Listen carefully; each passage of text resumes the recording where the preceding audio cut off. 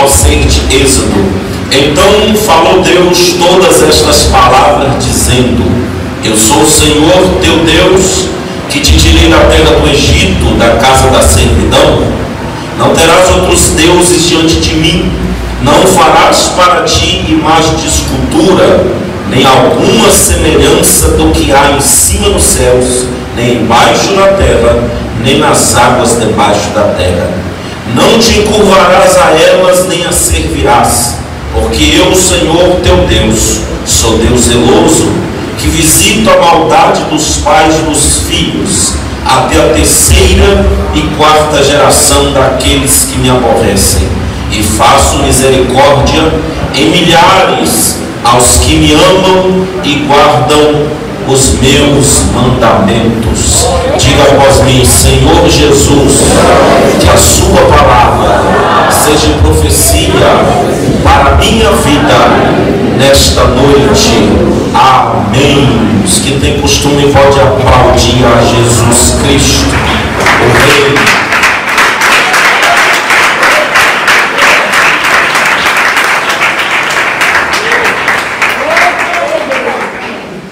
Nós estamos prosseguindo aqui a nossa série de mensagens sobre os 10 mandamentos, com a tese de como eles se aplicam nos dias de hoje, baseando-nos sempre em Êxodo, capítulo 20, versículo 1 ao 17.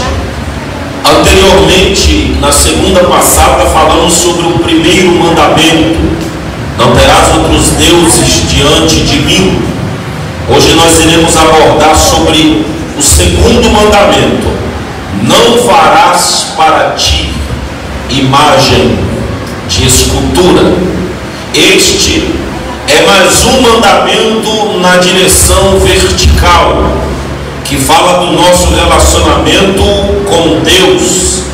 E nesse mandamento, como a gente percebe, muito próximo do primeiro, muito parecido, a ponto de alguns estudiosos colocarem um unido ao outro, Deus está proibindo aqui a adoração aos ídolos e o culto a qualquer imagem de escultura como objeto de adoração. A Igreja Católica, por exemplo, ela uniu o primeiro mandamento a este segundo e excluiu a proibição que está aqui taxativa de não fazer imagem de escultura. Todavia nós, evangélicos, protestantes, ortodoxos, nós compreendemos que essa omissão não é correta, não é saudável, e ela de fato proíbe a realização ou produção de imagem de escultura. Mas o que esse mandamento quer nos ensinar? Primeira coisa, esse mandamento quer nos ensinar que Deus deve ser adorado de maneira correta. E isso resolve muita coisa na hora de diferenciar o primeiro do segundo mandamento, por exemplo. Talvez você esteja me ouvindo, esteve na segunda passada, ou já leu esse texto, está dizendo como diferenciar o primeiro: não terás outros deuses, do segundo mandamento: não fará para ti imagem de escultura. É que no primeiro mandamento Deus está proibindo a adoração a outros deuses. Aqui no segundo mandamento, além de estar proibindo a adoração a outros deuses, ele está nos ensinando como deve ser a maneira correta de adorá-lo. É a mesma coisa que ele dissesse assim: olha, não tenha outro Deus além de mim, e agora eu vou dar para vocês como deve ser o culto a esse único Deus verdadeiro que vocês conhecem, o qual foi revelado a vocês. O que significa o segundo mandamento? Historicamente, biblicamente, olha as imagens de escultura. O Egito, de onde Israel saiu, era um dos maiores centros de idolatria, de fabricação de ídolos, de postes pagãos. E os hebreus conviveram muito tempo com a cultura dos egípcios. Deus agora os liberta da escravidão de lá e diz que a adoração deve ser algo completamente do que eles haviam visto e aprendido na terra egípcia. Este mandamento, ao ser dado por Deus ao povo hebreu, sem dúvida, impactou tanto Israel, de modo que a escultura é uma arte que não se desenvolveu entre os israelitas. O que eu quero dizer é que até hoje os israelitas é considerado um dos povos mais inteligentes de todos os tempos, e desde essa época já o era. Moisés tinha muitas qualidades, embora muitas advindas do Egito e outras como o hebreu, mas a cultura da arte, da pintura, de escultura não foi muito bem desenvolvida em Israel, de tão a sério que eles levaram esse mandamento proibitivo de Deus. O que Deus está dizendo aqui é: ora, eu sou espírito.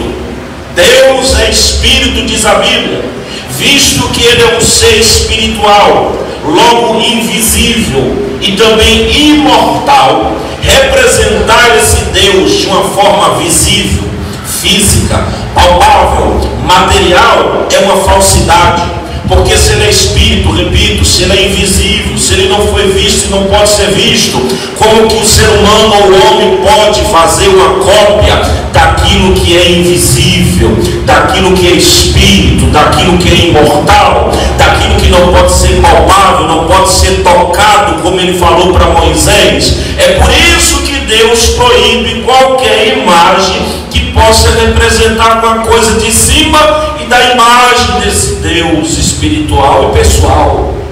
Não tem como. O que esse mandamento carrega de proibição? Duas coisas. Primeiro, a criação de imagens para adoração. O mandamento não está proibindo apenas criação de imagem, ele está proibindo criação de imagem, vou repetir, para adoração. O mandamento, por exemplo, não está proibindo a arte.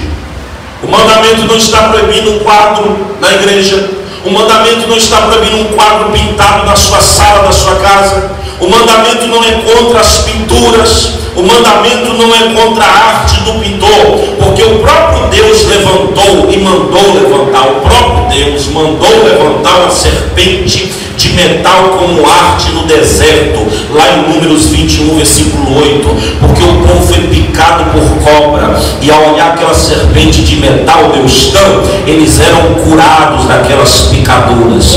Deus também mandou esculpir querubins, mandou fazer imagem de anjos na parede, touros e leões nos templos, em 1 Reis capítulo 6, versículo 29, para que pudesse decorar, tivesse uma cópia do que existe lá na eternidade, lá em cima. Deus está proibindo o que aqui? Imagem sim, de madeira, pintura, pedra, metal, desde que sirva para adoração. A proibição aqui, repito, não é da arte. A proibição aqui não é de pintar um quadro. A proibição aqui não é de ter algum personagem de forma de estátua na sua sala, na sua estante. A proibição é ter um quadro, ter uma arte, ter uma estátua, uma pintura de que você venere, que você adora, que você reverencie. Essa é a proibição aqui. Essa é a idolatria. O povo não poderia se prostrar diante de imagem de deuses falsos. Tanto é que a mesma serpente que Deus mandou fazer, quando ela começou a ser objeto de culto e de adoração entre o povo, Deus deu a ordem para Ezequias: destrua a estátua, porque o meu povo começou a trocar a adoração, está venerando-a, e destruiu.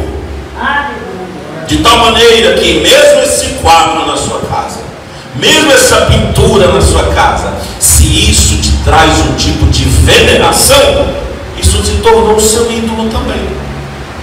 Se essa imagem é alguma coisa que você cultua, isso se tornou o seu ídolo também. Mas alguém pode perguntar, como já perguntou, pastor, mas eu tenho uma foto da minha mãezinha, do meu paizinho, do meu filhinho que faleceu, morreu, a saudade é imensa, e alguém já chegou em casa e falou para eu tirar esse quadro, para abandonar isso. Isso não é verdade, isso não é bíblico, isso não infringe o mandamento. Isso é pessoa que reconhece o amor que esteve por alguém, é matar a saudade de quem se foi. Deixe esse quadro lá na estante, deixe essa lembrança maravilhosa aí, porque crente templo. E eu tenho certeza que quem é crente verdadeiro não adora a imagem de alguém que já faleceu, apenas tem lembranças. Entendam que Deus está proibindo aqui é a adoração às imagens.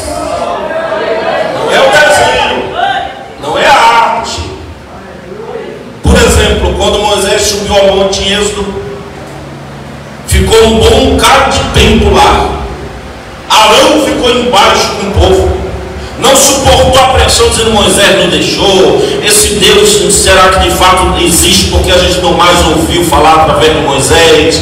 Deu uma prensa em Arão. Arão, que não tinha a constância espiritual de Moisés, ele disse assim: traga os pingentes, traga os brincos, traga as joias. Colocou na fogueira e lá ele saiu um bezerro de ouro. Ele dá uma desculpa descabida, né?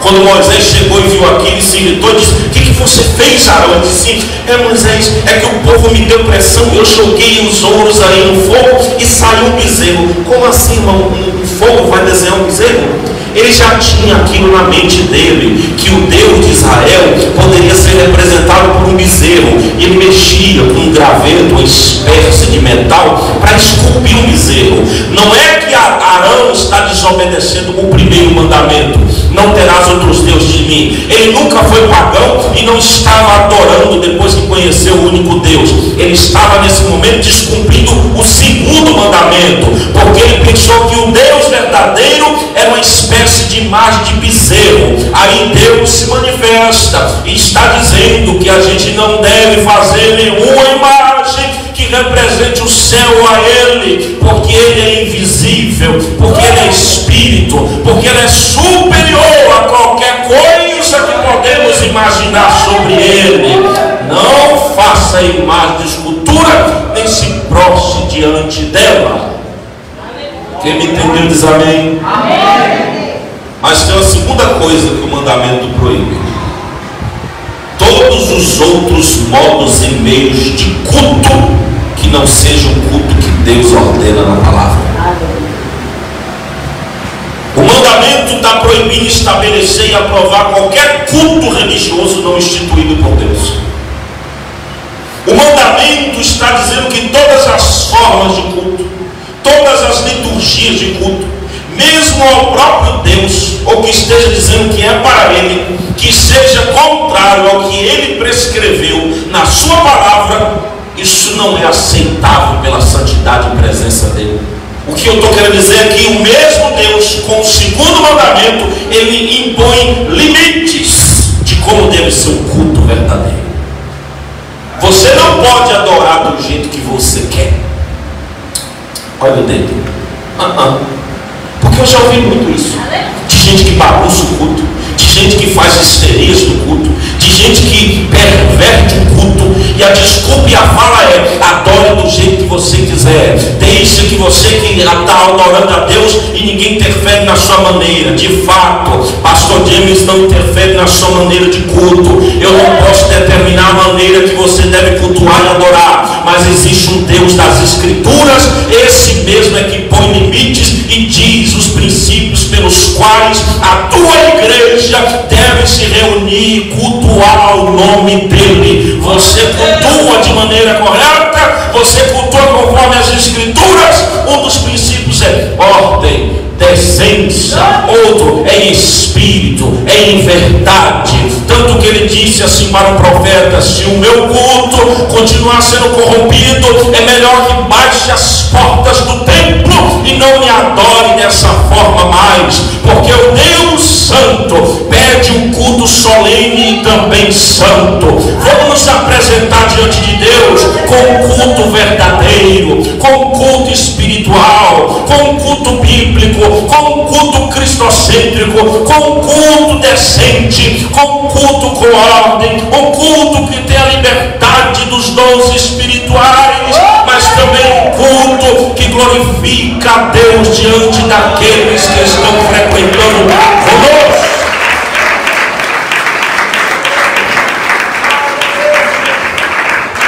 Não é de qualquer jeito não. Deus põe limites. Ele diz: é por aqui, é dessa forma. E aí ele acrescenta dizendo assim: se Se aqueles continuarem adorando imagens, lembre-se, eu sou um Deus zeloso,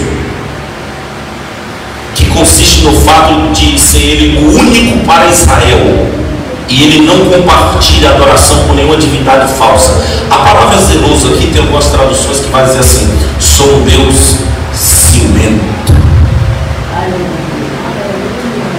A melhor expressão é zelo, mas para você me entender, está dizendo assim: eu sou um Deus que tem ciúmes da adoração. Já viu aquele louvor de J. Neto? Sei que tu tem ciúmes. Deus tem ciúme da sua adoração. Eu falei isso na semana passada. Ele ama quando você vem à frente e eleva a tua alma e adora o Senhor em verdade, em espírito. Às vezes com lágrimas de gratidão, de prazer, ou até mesmo de dor, mas não deixe de glorificá-lo em verdade. Deus tem ciúmes quando você deixa de louvar ao seu Filho, a coisa bem mais importante de Deus, Jesus Cristo, para entoar outras letras que não vão conforme as Escrituras. Deus tem ciúmes quando você prefere ouvir cantar músicas mundanas e ímpias, até mesmo decentes, para louvar a santidade e engrandecer o nome dele. Deus tem ciúme quando você esquece pelo menos um único dia de engrandecer a Ele, acordando pela manhã, ainda que não tenha uma voz tão boa para louvar, mas para agradecer a Ele. Deus tem ciúme quando você engrandece e enaltece qualquer outro ser humano, mas esquece de agradecê-lo pela sua bondade e misericórdia. Deus tem ciúme quando você prefere o sono ao invés da beira da cama, ainda que em 5 minutinhos, para falar com Ele, que é o Redentor e o Criador de todas as coisas. Deus tem ciúmes da sua vida de adoração, e por isso que Ele diz: alguém adorar outro Deus e se prostrar diante de imagem de esculturas, que não seja somente a mim. Eu sou um Deus zeloso e eu vou atingir com maldições.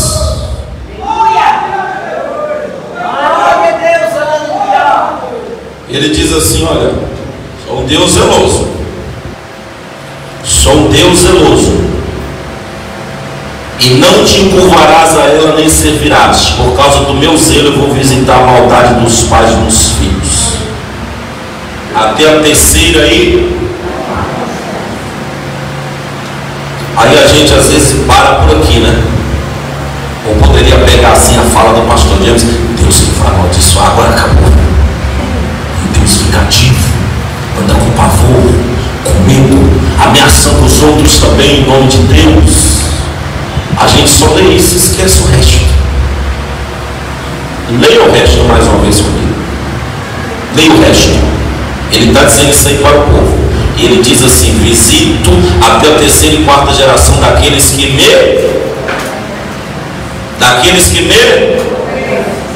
E o que ele faz mais? Versículo 6. Você só focou na maldição, e muitas vezes a gente só foca na maldição. Eu faço o quê? Até terceira e quartas misericórdias? A quê? Milhares. Aos que me amam e guardam os meus. Sabe o que isso aqui está ensinando para nós também? Que não existe maldição hereditária. Isso não é bíblico. Porque meu bisavô foi, minha avó foi, meu pai é, e eu sou e serei também. Porque a maldição, quando vem sobre alguém lançada, é até a terceira e quarta geração, diz a Bíblia. Primeira coisa, a maldição aqui está limitada a um pecado específico: idolatria. Tem nada a ver com cachaça, porque meu avô foi pinguço, minha avó também, meu irmão, eu também vou cair na cachaça, eu vou beber à vontade. Ah, você gosta de desculpa para tomar pinga, né? Primeiro, não está falando de cachaça, não está falando de prostituição, que nada disso é demônio também, né? Porque meu pai aguentava ver uma mulher, pastor. E aí eu tô nesse negócio também quando eu vejo uma mulher. Eu não gosto de ficar só com uma, descarado. O demônio da pombagira, safadeza, desculpa, tá? Não existe demônio de pombagira. Isso é chamado de obra da carne, prostituição e adultério. Isso não sai com exorcismo, sai Satanás. Isso sai com santidade. Isso sai abandonando a prática, amando apenas uma mulher, sendo fiel à esposa, deixando de tomar cachaça. É assim que vem. Isso é pecado da carne, isso nunca foi demônio. Mas repito, o pecado aqui que traz maldição é um só, idolatria, não tem mais outro na cena. Perceba que ele só fala de maldição nesse mandamento, sendo que tem 10, 9 em volta desse um aqui. Segunda coisa é que você vê que existe de fato maldição aos pais, dos pais aos filhos até a terceira e quarta geração, mas ele explica daqueles que me aborrecem, ou seja, daqueles que continuam no erro dos pais.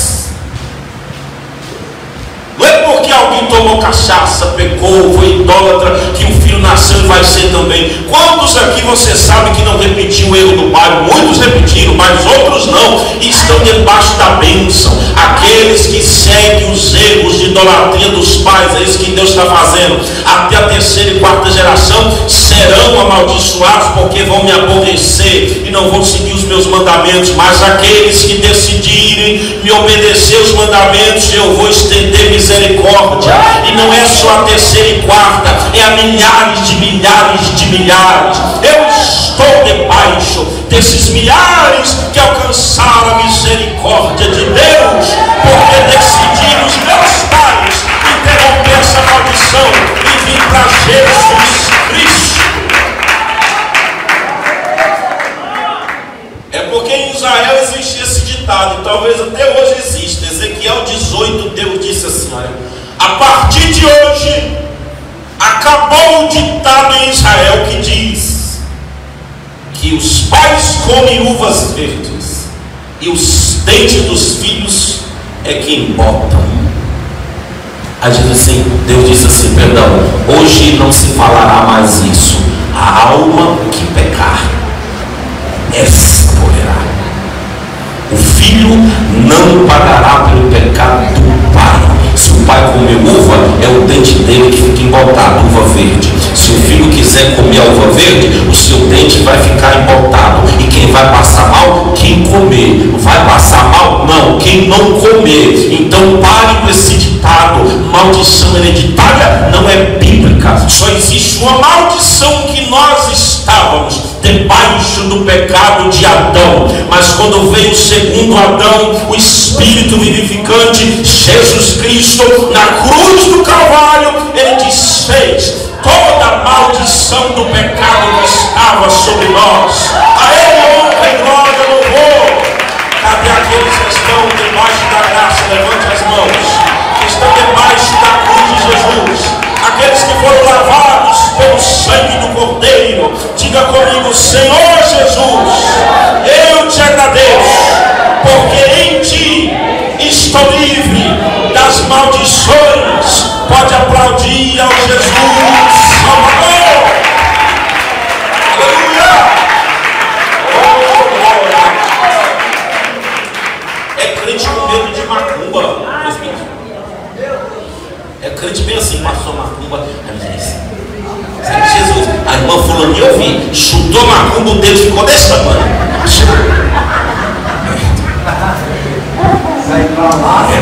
Teve gente que falou assim, pastor, o senhor por favor vai orar na minha casa ali onde tem um ciclo de macumba, porque Deus me livre de pisar lá. Esse negócio é sério, pastor. Crente não tem medo de olho gordo. Crente não fica debaixo de inveja. Embora tudo isso possa ter, mas em crente não tem medo do maligno nem das suas obras de feitiçaria, porque praga alguma chega à sua tenda.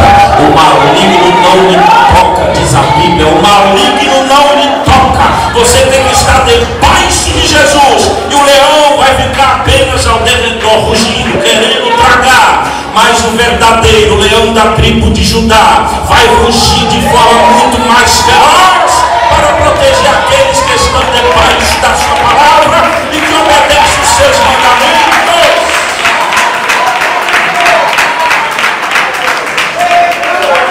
Olha, até no tempo de Jesus mesmo, quando ele veio, tinha essa ideia. Lembra de João?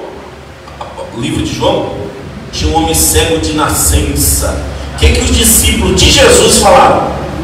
Mestre, quem? Seus pais ou ele mesmo, para que nascesse assim? Jesus disse assim: é porque é maldição hereditária, mexe com isso não. Quando chegar a quarta geração, eu livro isso aí dele. Foi assim? Ele disse assim: ninguém para que nascesse assim, nasceu assim, para que a glória de Deus se manifestasse na vida dele, porque Jesus apareceu para curá-lo.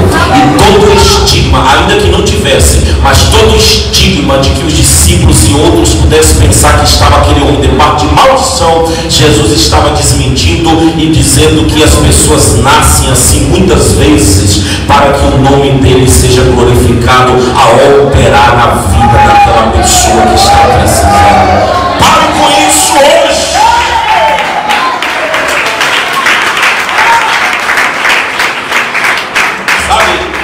Fui abandonado pelo meu pai. A maioria da minha família disse que eu seria igual a ele. Ele matava os gatos na rua com 38 por perversidade. Todo mundo assim vai ser igualzinho.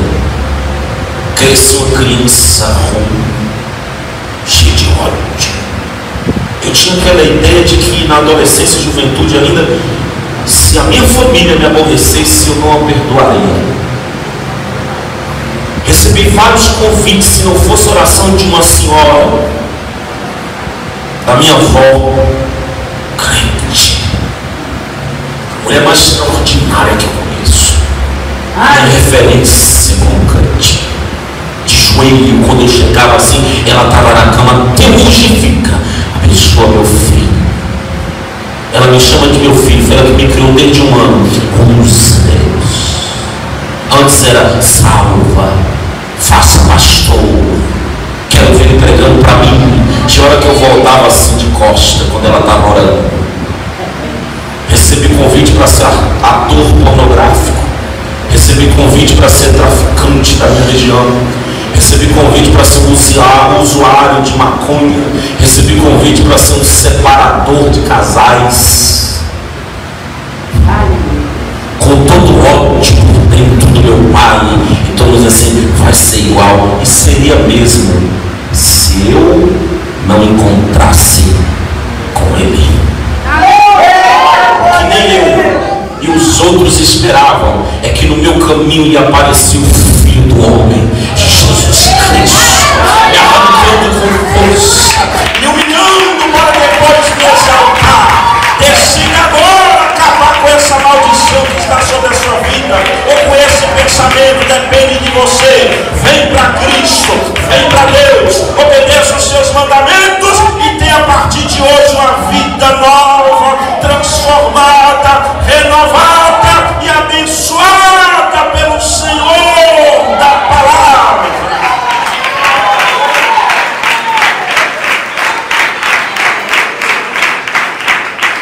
Mas o que Jesus ensinou e falou sobre o segundo mandamento? Primeiro, ele ensinou o segundo mandamento. Naquela conversa com o jovem rico que a gente já viu, ele disse que deveria ele obedecer todos os mandamentos. Todos, está incluso o segundo. Quando aquela mulher samaritana perguntou ao Senhor Jesus a respeito do lugar correto e a forma de adorar, se era em Gerezim ou se era lá em Jerusalém, ele disse assim: nenhum lugar nem outro. A adoração não está restrita a espaço geográfico, está restrito à internalidade. Tem que adorar em espírito e verdade, forma correta de adoração, segundo o mandamento ser ensinado por Jesus. Ele disse que essa exigência é devida a Deus ser espiritual. Quando ele chega lá em Lucas 16, ele diz assim: não poder servir a dois senhores, ou é a Deus ou é ao dinheiro, porque há de amar um e aborrecer ao outro. Eu devo servir apenas o Senhor, único e verdadeiro. Ele ensinou o segundo mandamento. Jesus não só ensinou, ele também viveu e cumpriu o segundo mandamento. Como a gente viu, Jesus disse que não veio destruir e anular a lei de Deus, a lei moral não, ele veio cumprir toda ela, inclusive o segundo mandamento. E cá para nós, ninguém adorou a Deus como nosso Cristo. Quando Satanás o tentou, ele disse: para trás, Satanás, só a ele servirás, só a ele adorarás. Mas ele veio dar o sentido pleno do segundo mandamento. Qual é o sentido completo do segundo mandamento que Cristo veio trazer? É que o mandamento segundo proíbe qualquer tipo de imagem, seja no céu, seja na terra, debaixo da terra, como objeto de adoração, e que a verdadeira imagem de Deus era Ele próprio, Cristo. Paulo diz em Colossenses 1, versículo 5: Ele, Jesus, é a verdadeira imagem do Deus invisível. Quem olhava para Cristo via Deus, não fisicamente, Deus é Espírito, nas atitudes, nas palavras, nas obras, na vivência, no modo de viver, no modus operandi, ao modo de operação dos seus milagres, as suas maravilhas. Quem olhava para Cristo via Deus nele. É por isso que o profeta diz assim: ele se chamará Emanuel, Deus conosco. Quando Jesus encarnou, era Deus encarnado aqui na terra. O Jesus Deus, o Deus homem, que foi à cruz e nos redimiu de todo o pecado. Se a gente quer ter uma imagem exata de Deus e do ser de Deus, diz o apóstolo Paulo, olhe para Jesus Cristo.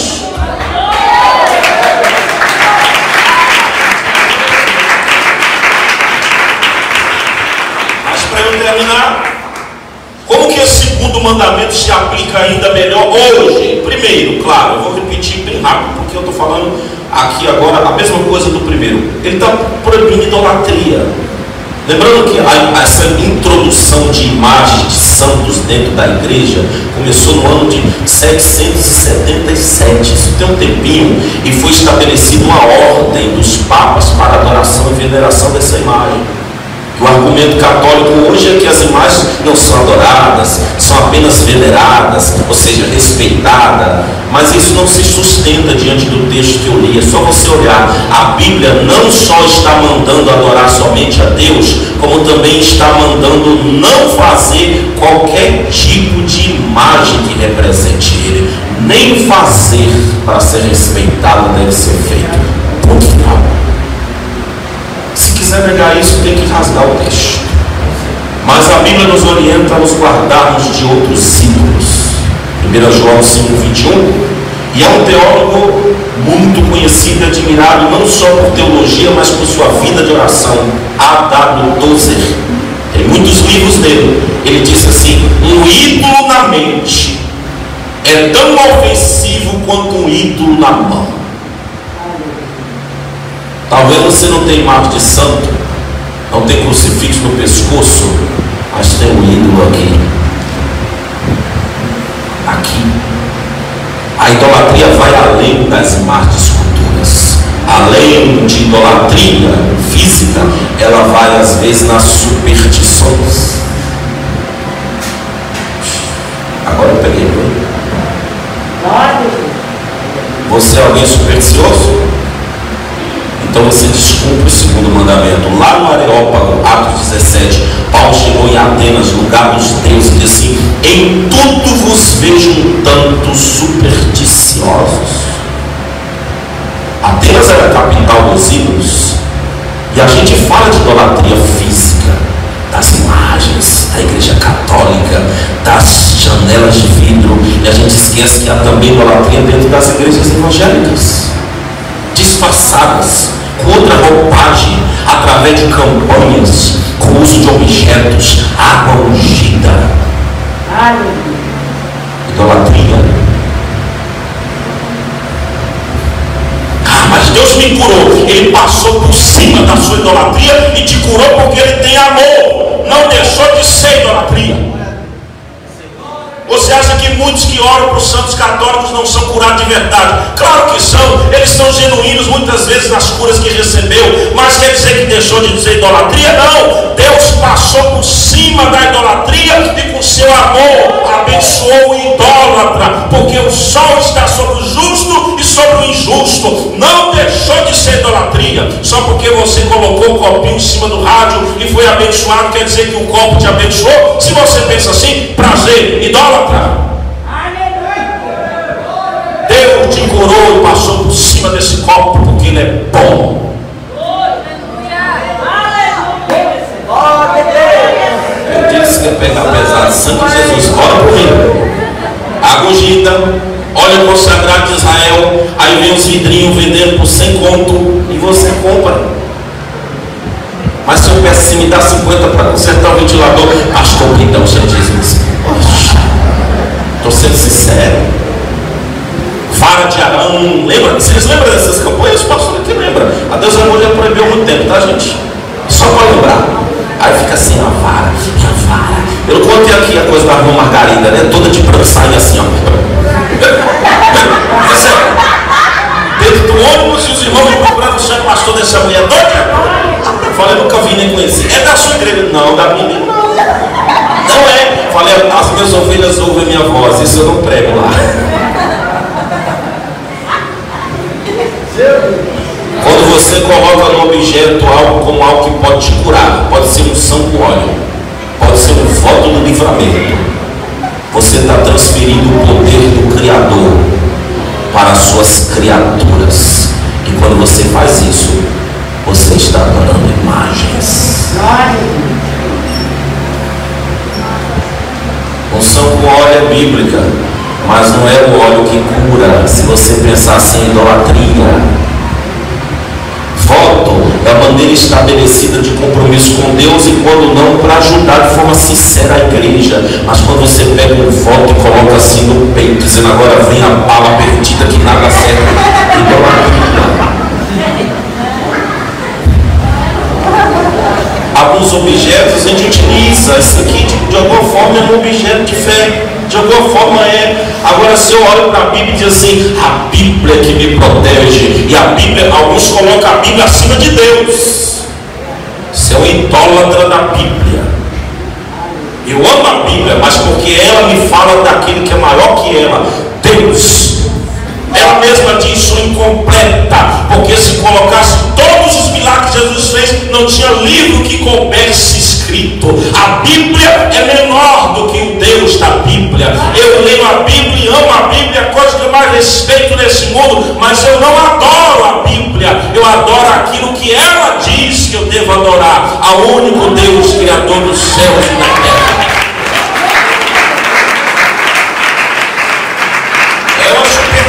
De campanha tem que ser 3, tem que ser 7, tem que ser 14, não pode ser 5, porque senão Deus quebra tudo e acaba. Está repreendido. Eu faço campanha de quantos dias eu quiser.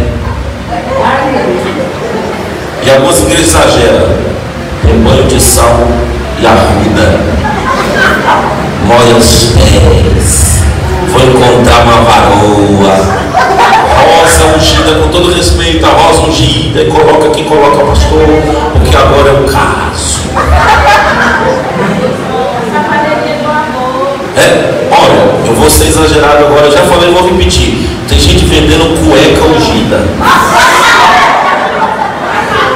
camisinha, preservativo ungido, calcinha consagrada.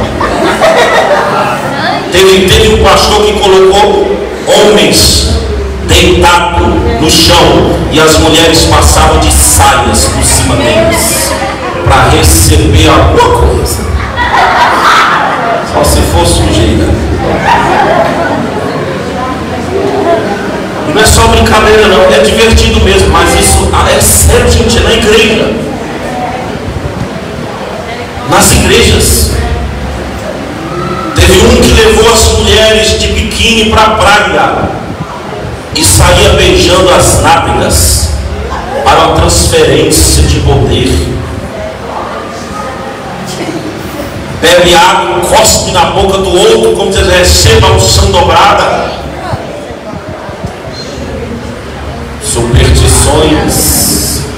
nada diferente daquele que acredita que um cordãozinho vermelho amarrado na canela vai te proteger do mal. Tem crente, desculpa, mas tem crente que se o chinelo virar para cima, desvira logo, senão amanhã morre. Te peguei agora. Fala aqui. Cadê a palavra?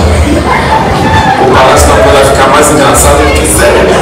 Segunda coisa, para finalizar, as tradições. Pode ser e ferir o segundo mandamento, as minhas tradições. Muitos estão invalidando a Bíblia, a palavra de Deus, o mandamento de Deus, em nome dos seus costumes.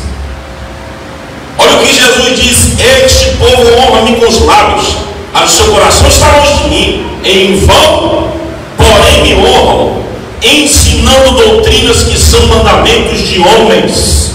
Porque, deixando o mandamento de Deus, segura-se as tradições que eles criaram, como lavar os jarros, os copos, e fazem muitas coisas semelhantes a estas. Quando Jesus disse muitas coisas semelhantes a esta, ele me deixou abrir o leque. Você que desonra a Deus, falando o tipo de roupa que as pessoas devem vestir, quando Deus não disse isso. Você dizendo que tipo de produto que a irmã coloca no cabelo, o penteado que ela faz, quando Deus não disse isso. Você colocando um fardo pesado sobre o próximo, quando Deus não colocou esse fardo. Você está desonrando o segundo mandamento com seus costumes. Pode ser bons, não são válidos, mesmo que sejam bons costumes e tenha uma boa intenção aí no coração na hora de aconselhar. Quando esses costumes te levam a desobedecer o que Deus diz que é pecado, você desobedece o segundo mandamento com seus costumes e as suas tradições. Guarda os seus costumes para você. E deixa que todos, inclusive você, obedeça o mandamento de Deus. O que está escrito é o que todos devem seguir. O que não está escrito é o que cada um deve decidir sobre a sua vida, porque Deus não disse nada sobre isso. O que é pecado? Não é o que o pastor James diz que é. Não é o que os mais antigos, com todo respeito, diz que é. É o que a Bíblia diz que é. Se a Bíblia não diz, decisão minha. O que ela diz, eu tenho que obedecer, gostando ou não. Você lembra de Saul? Recebeu a ordem de Deus, fala assim: destrói todos os inimigos amalequitas quando você invadiu o arraial. Não deixa nada, não pega nada. Ele, diz a Bíblia, poupou tudo que era bom, que ele pensou que era bom, para oferecer sacrifício a Deus. Perceba, coisa que ele pensou que era bom e pegou para oferecer ao Deus verdadeiro. Aí Deus, eu não quero não, mas é coisa boa, não pedi. Mas costumes bons, não ordenei. É para o Senhor, não aceito. Olha de novo, a ordem que Deus quer do culto dele, como deve ser adorado, ele quer e explica. Tem limites, tem ordem. Não importa se o que você faz é bom. Se Deus não pediu, fica na sua. Peguei pesado? Vou terminar. Termino com misticismo. Alguém já ouviu falar disso aí? Misticismo? Vou perguntar o que é não. Esse descumpre o segundo mandamento. O que é o misticismo? São práticas, são condutas, são ações, são comportamentos com base em emocionalismo, sentir. Misticismo é aquela prática de conhecimento, de experiência particular com Deus. Quando você quer que a igreja segue a sua visão que você teve de madrugada. Essa aqui não. Quando você quer que a igreja obedece a profecia que você teve e não pode descumprir, pode vir 10 pastores, tem que deixar o altar do mesmo jeito que a gente construiu, porque Deus me revelou. Misticismo é: eu tive uma revelação e eu vi uma cortina preta. A partir de hoje, pastor, não coloque cortina preta nessa igreja. Só branca. Racista. Isso Deus não te revela, né, que você é racista. A igreja não é elevada e não é embasada em doutrinas, visões, experiências. Ainda que seja verdadeira, gente, eu não estou dizendo que não é verdadeira, ainda que seja, não serve como doutrina para a igreja. A única coisa que determina como essa igreja deve seguir é a palavra, é a Bíblia, a única regra de fé dessa congregação. O que esse pastor aqui vai seguir como regra e mudança nessa congregação é o que está nas escrituras. O que não está só serve para você. Abraça, viva e pratica. A essa aqui não.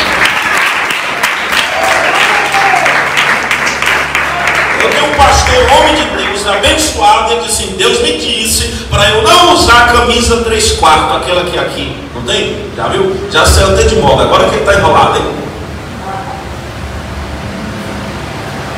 Mas isso serve para mim, gente? Não é para ele, não é para mim. Até porque eu acho que eu já disse aqui, uma das primeiras pregações minhas, se eu fosse viver tudo que o povo começa a revelar e dizer como o pastor deve ser, eu ia estar com um terno agora amarelo, graveta vermelha, um sapato redondinho de cadastro velho, um cabelo raspado de um lado, moicando do outro, parecendo um papagaio de Jesus. Pelo menos Jesus ia ser, né? Porque tem que ser assim, tem que ser assim, tem que ser assim. Pelo amor de Deus, para de fazer isso. Deixa a gente ser governado pela palavra. Aquilo que você acha que é bom para você, siga para você. Mas se a Bíblia não diz que é para todos, é só para você. Então guarde as suas experiências, cuidado com o misticismo, porque a fonte principal de doutrina para a igreja ainda é a Escritura Sagrada. Cuidado com essas novas revelações, porque com frequência as pessoas dizem ter tido visões celestiais fascinantes, sem noção alguma. Pastor, isso aqui, tá. E quer dizer o que é isso aí? Não sei. Se eu oro porque, oxi, tem tanta coisa para orar, gente. Deixa eu terminar. Diferente do primeiro mandamento, esse segundo está falando de como a gente deve adorar o único Deus verdadeiro. A gente tem que adorar com inteligência. Olha o que diz Salmo 47, verso 7. Pois Deus é o rei de toda a terra, cantai louvores com inteligência. Cantar louvor pode ser substituído por adorar a Deus com sabedoria, como deve ser o culto, como deve ser vivo. Não é como você acha que é, não é como você recebeu uma visão, uma revelação, não é como você acredita ser, é como Deus diz que deve ser. Eu te desafio a fazer isso a partir de hoje. E você vai ver a sua vida mudar. O culto ficar mais gostoso. E a liberdade invadir a sua alma. Quando isso aqui acontece, ainda que você pule nessa igreja aqui e saia correndo lá do corredor até aqui à frente, você pode ter certeza, ninguém aqui vai se escandalizar, nem o mais crítico. Porque a sua atitude vai ser diferente, até o seu correr vai ser diferente. Você pode ter certeza disso. Fiquei em pé. Peguei pesado? Você vem segunda-feira que vem?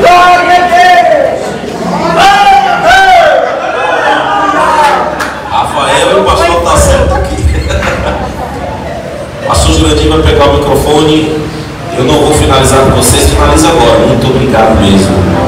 Como eu disse, é pesado às vezes, mas é de um coração de um pastor que zela muito pela Bíblia. Por você. Eu prego isso aqui, às vezes fecho muito a cara, mas você não sabe o quanto que eu treino por dentro. Até na hora das brincadeiras. Esse povo não é meu, Deus. Esse é o meu pensamento quando eu prego.